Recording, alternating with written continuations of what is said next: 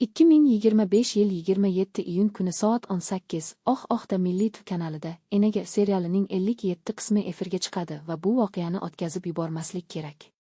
Yolg'iz ayolning cheksiz sinovlar qarshisidagi hikoyasi tomoshabinlarni hayajonda ushlab kelmoqda va yangi qism yanada ko'proq his-tuyg'ular, dramatizm va kutilmagan burilishlar va'da qilmoqda. Serial o'zining samimiyligi va chuqurligi bilan millionlab yuraklarni zabt etgan va men ishonchim komilki, bu qism uning mavqeini yanada mustahkamlaydi. Enaga bu shunchaki serial emas, bu ruhiy kuch, sevgi va yengish haqidagi haqiqiy doston.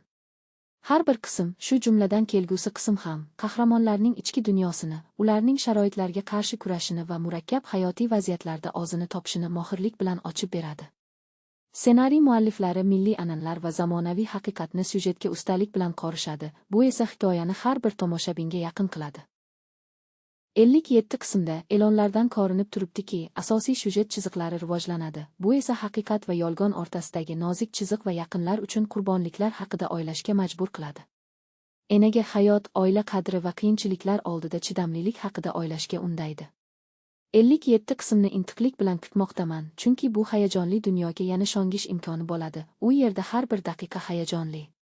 27 iyun kuni soat 18 da Milliy TV'dagi translyatsiyani o'tkazib yubormang. Bu O'zbekiston televideniyesining afsonasiga aylangan hikoyaning navbatdagi qadamidir. 893 ta belgi.